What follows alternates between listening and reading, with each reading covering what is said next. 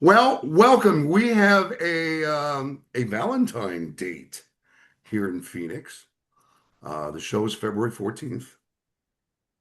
So that's cool. Now, and I'm looking around and I'm looking through your website and I'm looking through the tour history and I'm looking at all the different things that you're doing. You seem to be having a lot of fun. Oh yeah, I'm having a great time. Yeah, yeah. The last 10 years has just been incredible. Building up myself and the music. I'm playing with some amazing players and touring in places I've never toured before. A lot of times, which is great for me. I like going to new places and Yeah. check them out. And Yeah, so actually, yeah, I'm sorry, go ahead. I've just been doing that. Yeah. All right. We'll get into the traveling in a bit, but first, let's just go through, Geoff Tate's Operation Mindcrime. You seem to be touring constantly. It seems like you were just here in town, 6 months ago. So you know the old adage, if you're still on the road, you're doing well. Yeah, yeah. And actually, Phoenix has always been, I think, a good landing spot for you, regardless of what situation you've been in. And that's pretty cool. Happy belated birthday, January 14th, right? Yeah, All right. 67 years old. Woo, Yeah. like that. Gosh, you qualify for Social Security full Oh force. yeah. Senior discounts and anywhere I go that gives you a discount for being old. I got it. So, what's the mindset behind Operation Mindcrime, the band? Uh the mindset? You mean like the philosophy or Yeah, yeah, the yeah. The personnel? philosophy, is it centered on Operation Mindcrime? Well, The album? this presentation we're doing right now is called we're calling it the final chapter. And it's yeah, it's I think it's going to be the last time I'm playing the album in its entirety. We get so many requests for it, and that's why I'm still touring it. Because it's a popular album, and seems like people want to hear it, and so we're traveling around, bringing the show. I gotta say, and I've said this ever since that night, the most on I have ever seen a band. And okay, granted, I may have been 10th row center looking directly into your eyes, but a show that you guys did at Irvine Meadows with Leather Wolf and Warrant was just absolutely phenomenal. It was spot on perfect. And your work ethic has always been along those lines. Um, as you move forward, you're calling this the final chapter. But I'm still seeing reports that there may be a Mindcrime 3. Yeah, we've recorded most of an album right now, and it's in the mixing stages right now. Trying to find time to finish it really with all the touring we've been doing. And we have a set date that's happening in about a month now, where we're going to meet in a studio and finish up the final couple songs that need to be mixed. But when it's released, I don't have a date yet. We're still up in the air about release times, but I'd like to get it sometime this year released. Which direction could you possibly be going in? Because Nikki has joined Mary. Right. They're no longer here. Yeah. Well, this is a telling of the tale for the first time from the perspective of Dr. X. And you wonder at the time, like what propelled this guy to get to where he is, and what kind of person is this? Well, this album tells his story, his side of the story, which I think is really interesting because we haven't heard it before, but we've thought about it. I'm sure we've thought about it. What a character he is. And so with this album, the true That actually piques my interest. That's good. Yeah, the true nature of the man is revealed with this record. Just very quickly, because I don't want to dwell on this, have you seen any parallels between Revolution Calling and what's going on today, especially with Dr. X? Yeah, people point it out to me all the time. Gee, Yeah. never heard that before. Yeah, it's crazy. But they said the same thing in the Bush era, and the first Donald Trump regime era as well. So I don't know. I think that anytime you have conflict, and you have a situation where people's rights are being damaged and taken advantage of, you have you know a setting, really, and that setting is very evident in the Operation Mindcrime story. It's a story of revolution and change, and regular people trying to stick up for themselves. Yeah, yeah.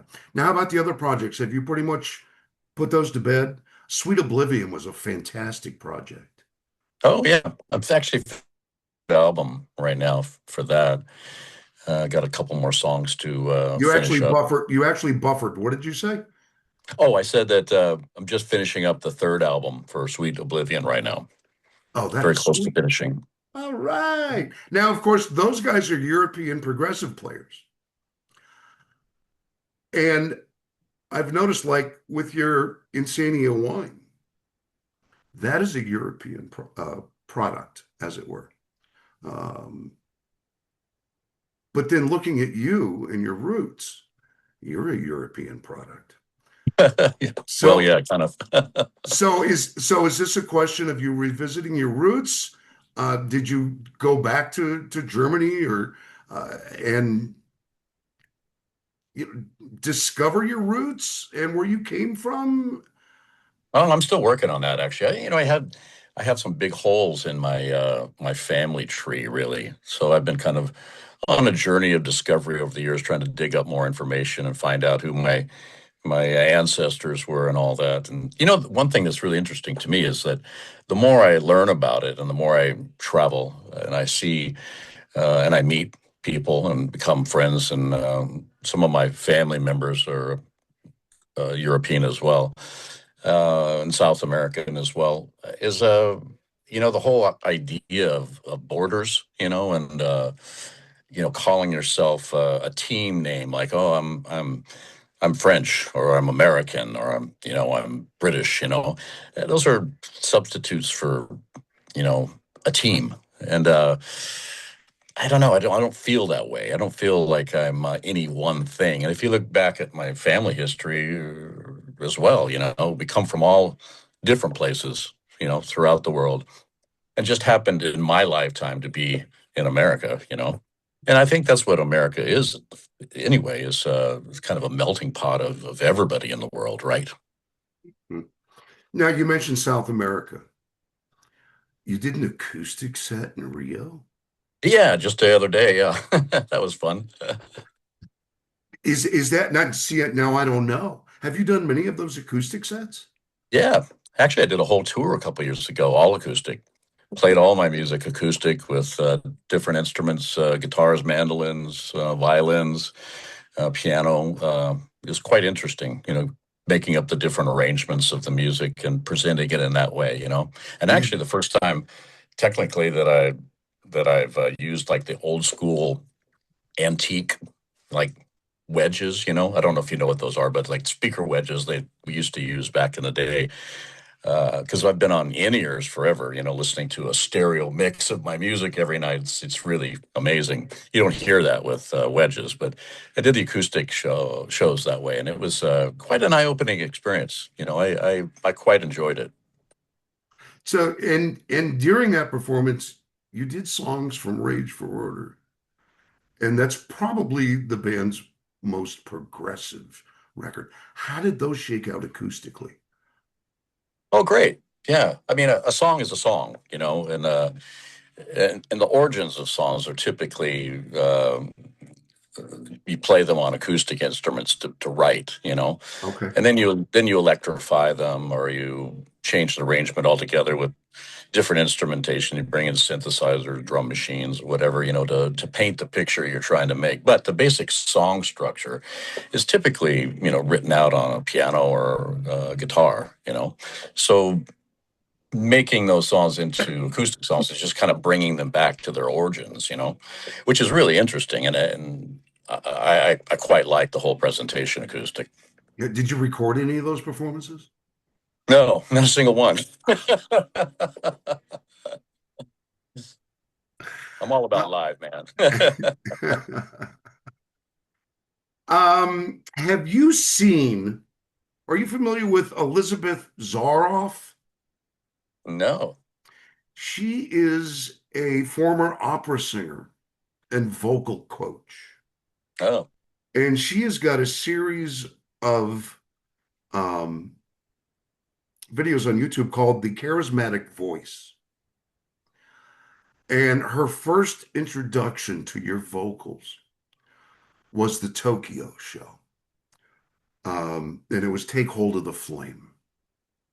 And you just absolutely, obviously blew her mind because that specifically, it's the full range of Geoff Tate and Mm. everything that you're capable of. If you've never seen this, you might get a kick out of checking these out. And if you can like email cause or somebody, I can send you a link because it's from an operatic point of view. It's quite an eye opener, and you're blowing some minds out there still. Yeah. The charismatic voice. Well, I can't forget that. That's a pretty interesting title, isn't it? Let's also talk about this backstage pass travel. If I understand this correctly, I can basically hang out with you guys for a week. Is that how Yeah. it works?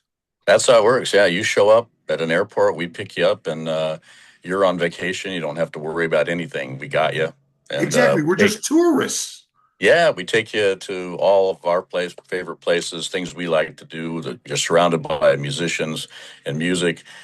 We have regular kind of jam nights, at least 3 times a week, where we get together and everybody plays. We have songwriting workshops. We have vocal classes, and some of our guests actually take a vocal class with me, and they work out a song that they want to sing at the jam night, and we do that with them, and it's so fun to do.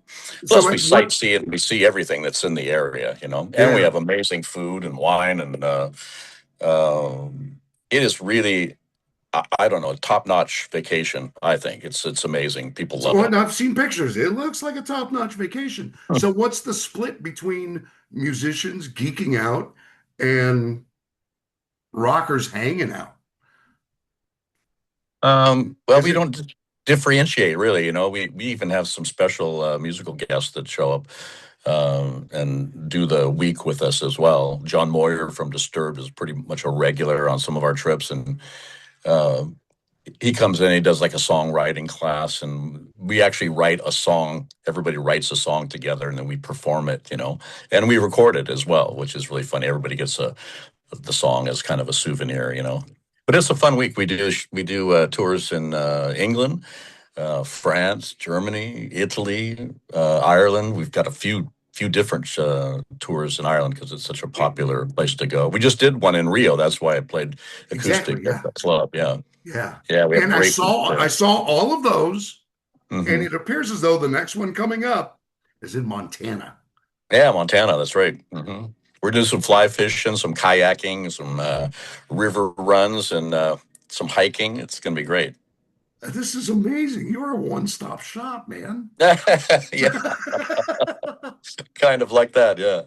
Yeah, this is amazing. And like I said, back at the top, it looks like you're having fun. It's funny when people show up for the tour, they tell me, "Oh, I didn't really think that you were going to be here, for the whole week." And yeah, I'm there. I'm A lot of times we stay in the same accommodations too. Like we have a castle we rent in France, and everybody's staying in this like haunted castle, which is really fun. And we have jam nights in the big room, the great room, And yeah, it's a phenomenal trip. I highly suggest people try it out at least once. All right. So back to Insania wine really quick. I'm a bit of a red snob myself. Are you? Hmm. Yeah. Uh, where can we buy it here in the States? It's weird. America has all these alcohol laws that were invented during Prohibition. They really were. They were invented during Prohibition, and hardly any of them have been amended. And so it's very difficult to import, a beverage. It's also difficult to sell it, Oh, that's only right, because specific this is places. coming from Germany. Yeah, it's a German wine, and so it's a lot of hoops you have to jump through that usually cost money. If Yeah, I'm yeah, what I'm yeah, saying. yeah. But people can order it on the website. The wine is called Insania, and we make a Pinot Noir for red snobs like yourself. Nice, And we nice, also nice. do a Pinot Grigio white wine for the rest of us. So do you go as far as like Gewürztraminer, or is that too far No, out? I stayed out of that ballpark there, Okay. but I do enjoy Gewürztraminer, and yeah, I like just about every kind of wine really that I've tried if it's well made. Ours are all organic, which is really cool. The vineyards are all organic, and so far as like I don't know if you've ever been to like a vineyard before, but you'll see in between the vines they have like weeds that grow, right? And most vineyards, they spray chemicals on those weeds to kill them. Well, all of that kind of leaches into the soil and, of course, affects the grapes. But we don't do Yeah. that. All ours are organic. And so the way we control the weeds, we bring in these little baby sheep, and they come in and they just clean out the weeds, right? Just mow down everything. But they're too small to reach the grapes, so they can't eat the grapes, right? So the grapes are protected, the grounds are protected. There's no chemicals involved, and the sheep are happy, and the whole thing just it's like a big full circle of life, right? Yeah. That's awesome. That's awesome. All right. Well, Geoff Tate's Operation Mindcrime in Phoenix, February 14th. That's the Celebrity Theater, right? That's right. I And love actually, that place. that's the first place I saw you guys. The first concert I saw here in Phoenix after I came from LA was you guys at the Celebrity Theater, and parking was like $6. Not anymore. Yeah, but still, from LA even 20 years ago, it's like, what? But yeah, not anymore.